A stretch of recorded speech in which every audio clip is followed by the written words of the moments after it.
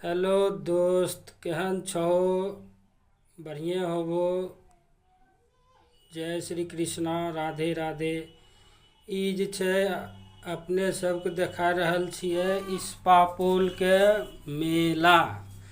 ई मेला में बहुत बहुत बहुत भारी मेला यहाँ लगै छै। हर साल यहाँ मेला लगै छै।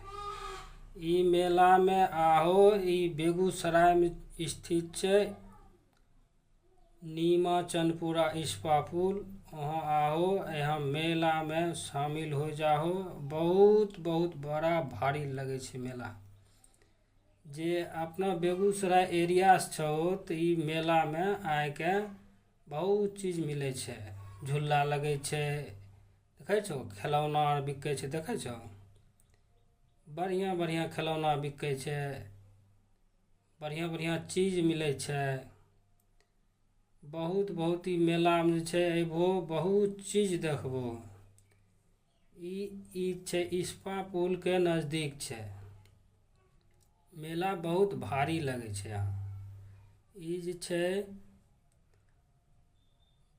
बहुत दिन से यहाँ मेला लग रहल छै। अपने सब गोटा अयबै ई मेला में जे छै देखबै। यहाँ नाच के भी प्रोग्राम होइ छै। देखे छो मिठाई के दुकान छै, बहुत मिठाई के दुकान छै। ई हाट पर जे छै, ई हाटे में जे छै कृष्ण जन्माष्टमी के मेला लगे छै। यहाँ बहुत चीज छै, झूला भी लगल छै।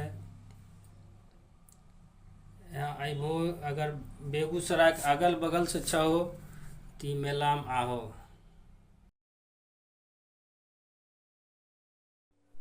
यहाँ झूला के देखे छो, झूला के बहुत व्यवस्था छै। बच्चा कुच्चा खेले वाला, खेले कूदे वाला सामान लगल छै।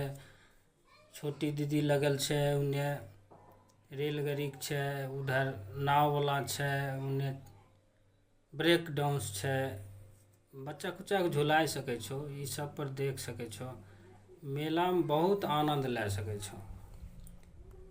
आहो।